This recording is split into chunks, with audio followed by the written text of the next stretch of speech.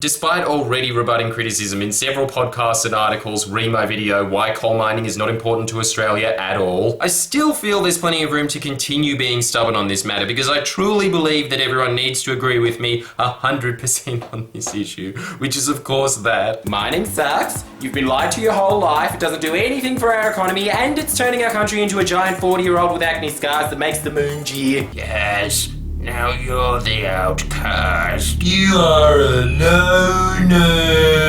Now, I'm not going to name names because almost everyone who wrote to me on this subject did the online version of a curtsy, which is, of course, to express that, look, I'm a big fan, but... Literally, I'm an industrial-sized fan and I'm writing in to declare that Australia's economy is dependent on mining. I don't know why I care about that so much. I was made in Japan. It's not. Mining is the cane toad with no natural predators of our economy that eats everything, and as soon as anyone tries to remove it, it goes... Just remember every time you see Humpty Dumpty on television bragging, my China first mine, right? It's going to create over 6,000 jobs. I don't know how mining magnates got it in their head to boast about a nationally speaking piddly amount of people that they employ. Even daycare centres employ more people than mining does. I poop myself. Job creator. Contrary to the fairy tale they depict in our country's media, which... No, they wouldn't mislead us about the mining industry's contribution to Australia, seeing as they're owned by the mining industry. That deaf, dumb and blind kid sure sets us a vested interest. We're not an economy that relies on mining for jobs. Maybe I'll concede that 1920s Great Britain was, in which 1 in 16 people were employed by coal mining. But in modern day Australia, you'd be hard pressed to find a miner of any kind in 100 workers. And frankly, do you actually care about that one miner's job you know whose party stories are? Me and the boys just do a shit down in the shaft if you have to handle business. Can't let the foreman catch you, so the trick is to do it in the dark. This fantasy we've been sold by the mining industry that we're completely dependent on coal for our survival as a nation, because without it... Where will Santa get his coal to give to the naughty children? Don't you want to see kids all over the world cry? Yes, we all want to see kids being miserable. No one's disputing that. But there has got to be a more ecologically sustainable way to achieve this. Santa Claus has to admit, solar power is a hell of a lot more efficient than I gave it credit for. I miss coal.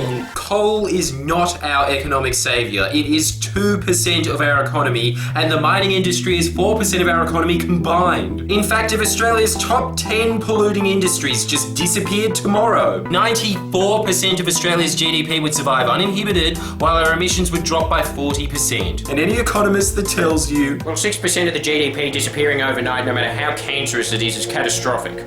We need to nurture this tumour. Give it whatever pocket money it demands. Thanks, Dad. They never would have. We could have very easily kept carbon and mining taxes on these industries, and as former Liberal leader John Hewson pointed out, you can't just pack up an aluminium smelter in a backpack and move it to Indonesia. We're immobile! We're not a tent! If that fat kid from Matilda ate 94% of that huge chocolate cake he was forced to eat, and rest assured, seeing as Australia is the 12th largest economy in the world, we're a pretty ridiculously large cake.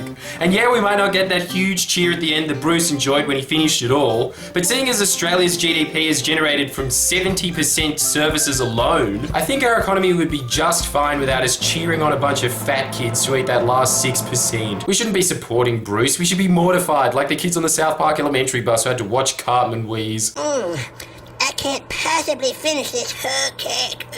Yes, I can. There's nothing important about the mining industry, from jobs to GDP to their piddly 6 cents in the dollar they pay in tax, while 80 cents goes directly overseas to foreign billionaires. They've just convinced us, like a dodgy Hollywood talent agent, that... Yeah, sure you need me, kid. Open up my file cabinet and I'll prove it to you. File cabinet? The glove box.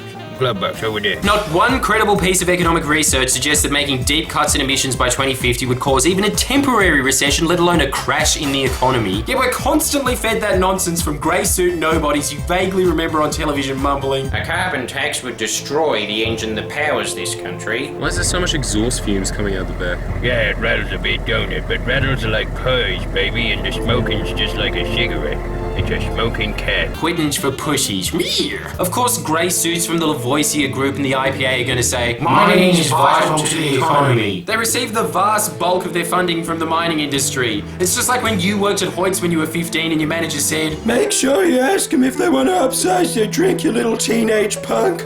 Now if you excuse me, I've got a night on the town booked.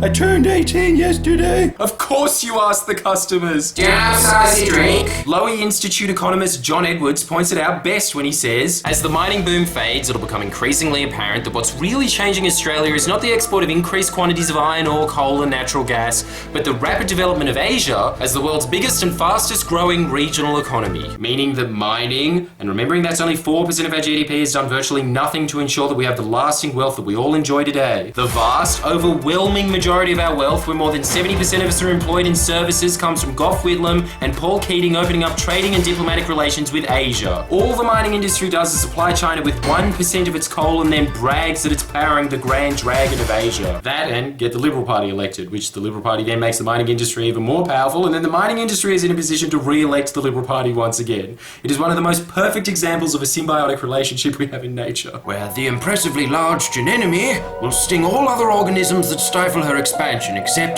the humble clownfish, who ensures that she is continually fed huge chocolate cakes shaped like Australia. On rainy days, sailors swear they can hear her bellowing from the depths of the ocean, crying out, I'm so sick of being depicted as greedy. I eat every last scrap. Please press the subscribe button now. Come on.